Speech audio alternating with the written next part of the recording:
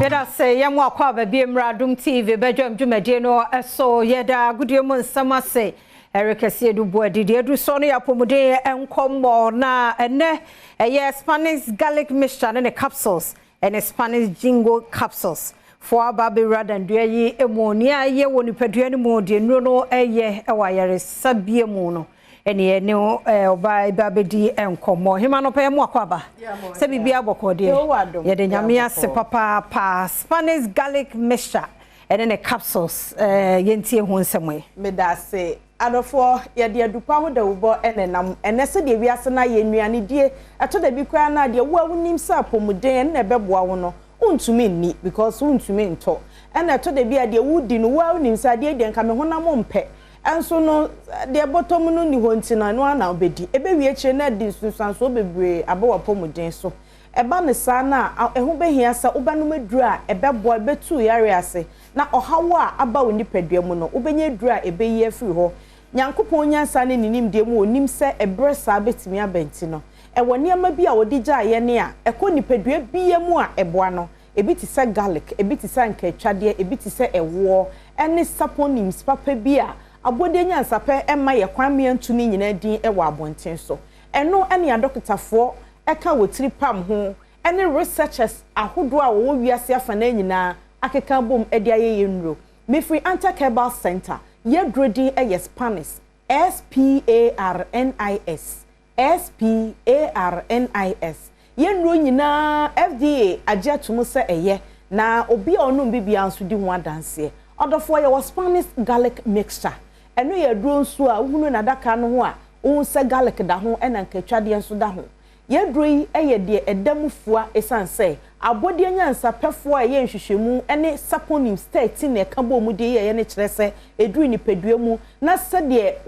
bad cholesterol a build up akwakodu bia no obre ne ho ase na ofro system no mu de meche ne se so akwa yaresa bia akwakohwe se de wapomuden te amia ka cho se bad cholesterol no wo soro a e ma yam nhwehwew bo mode se bo akoto Spanish garlic mixture do no bia no anabia ne akacho so sade ada wakoma ho anasa wuntini no sese sade na demu amamu aye hiahia anasa sade na das entini no ho ama emoja kwan no mu si a odofo ani da so ho koto Spanish garlic mixture do no binenom ekita properties anasa ahoden a enane sasa de bone no ema wode wo ho binua ebia na wutie me ukokete so a wuntumi na adebachi na wonam nyina ya wo ya so moja ntimi ni afrisani ya ensinsanso a ede bani binu no anaso bu hot na se kakra bi ana ne nase aye ne dududu umoja ntimi ni afrisani ye na osani nya moja dudu a woso de ye adwuma afa ntimi nsone moja ne suye sanse moja no dudu na ntimi nko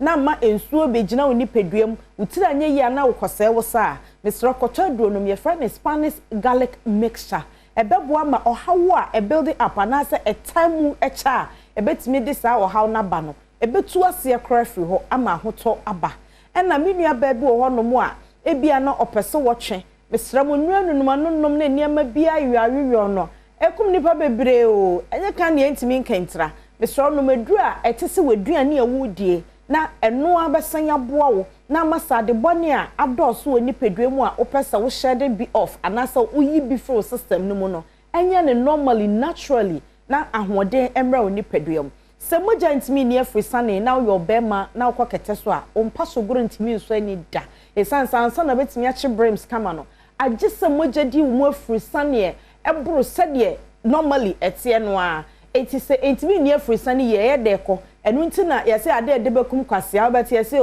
obema bi ni obabi da ebutu so obete ye se wawu enya ade bi a ehu enya obi a na eneduro na mom eye bibi a wo ni pedua no ma wampa hwe ene boss ayesa ohaw no amawo enti koto Spanish garlic mixture do no binom ebeboa wo ebi mpo ana yare bi afuntam woni pedua no ma okra hunhu ye garlic ankatwade ene ewo miensa mpo ahode ewo mu no eye niema bebre ko drugstores pharmacy shop ene herbal centers be bi etu edro na bo edro ni din se wo to Spanish garlic mixture ye yima wo a misro nom no se de atwere wo to ano ho pepepe na ebeboa wo pa openfo nombi de o ma bofra no fo numbi ena kwada a oni 12 years ennom na odofo egie number yi ya se register WhatsApp enti sa wo frɛ na bi a doctor bibi nti wantimi amfampo na wugya wo audio message a obetie na anadwo de so mu kro bema wo mu aye your number no is 0266 11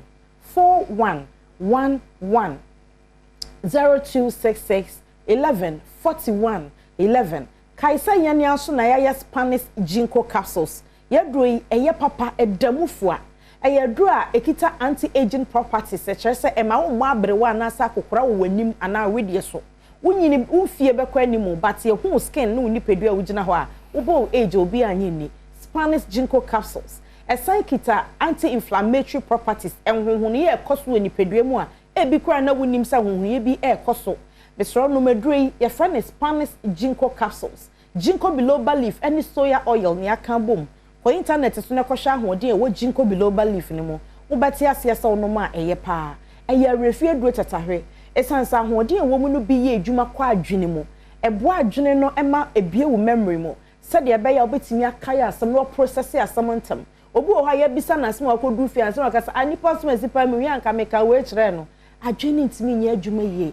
And your mamma no papa no ni do baby and no manya dementia. Yes, when ye done ya kwada aha. I was sa adwene ye adwuma na timi aka watete sama kire baby ahye da. What you say? Enti koto droma no. Your friend no Spanish ginkgo capsules. Ono ma adwene no betem din aye na adwuma pepepe. E kire say wonso a wonu wo mpani fie so na wusu ade a wo ye adwuma na se de wiase aye hye yi. O pese wa adwene ye stable ana se obi ono mo de aduane kura si so what wa na ne we fi ne ho. Wo ba shifie kotodronom your friend is Spanish ginkgo capsules ebeboawo na bonus e wompa ne say ekita properties e ma wo skin eye firm enti wonu maduro bi a e ma wo twe wonu maduro bi wo ye exercises bi intermittent fasting bi a wo pesa wo twe no wan we be wie na wo skin na sage anasa ye mremremre enti wonum no na wonum Spanish ginkgo capsules no ka ho na kire se benefits e wom se be ma wo skin na ye firm no na ma wo skin no ansage adroni din eye Spanish ginkgo capsules eyema eyema mema enkwada ne apemfo ne de o ma bofra no fo na num bi obia num bi a eyeye Mr. Record drugstores herbal centers ene bebi etu edro Colina herbal Angel herbal ene ko bebi etu edro bi ewura honom na obodin okan hye bebi etu edro bi obodin a ubenye bi ato mo a mo pe bi etu aton ana wa to bi na se de obenom no eho nchechemu ne ensem bi apese wo bisa no your number no is 0266 11 41 11 0266 11 41 11 offer your doctor anawuja ne audio message no betia obema wo mu aye na ode uhia no waye ede ama o kai so timi ka ye ndro ni bom yesan wo garlic capsules wo na de obi abo ne wo ban obi asro yare enti garlic capsules no de eno no eyedru a wo yare o wo nyare o obi anom enti utumi kam yensa ni bomu a ebia e powerful enti matu ne din said the three powers combined eye adwuma ebeboa mo apomudin agina ne naso ena apomudin boa ye din international nyare Spanish SPARNIS ye droni ye enti kotobi nenom fa bo ho ban fa tu yare ase na apomudin eho hia pa mo waya de pa ti say number no so biem afama ye Neja etiefo ne ahwefo entiasi number no eye 0266 11 41 11 0266 11 41 11 tinro no so waka kire o se wo bowura pharmacy ne herbal shops bia mu so a wo benya bia to ewo ho ti de wa boso de wa moso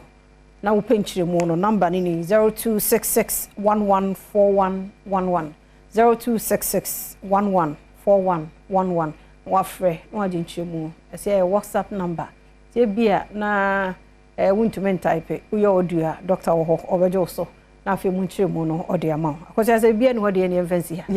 ya da se papa tino Spanish garlic mixture and in the capsules Mr. Onunum bi na entumi mu a so bia wo ye arthritis say wo so ana wo hwan kromo won sabuo no wo problem e wo mo no Spanish garlic mixture and in the capsules onum bia wona wo kro no na Spanish ginkgo capsules and also eboa ma moja ne dia fu sane wa dwene no mu ye na afi etimi aboa wo mental health no so atiase ese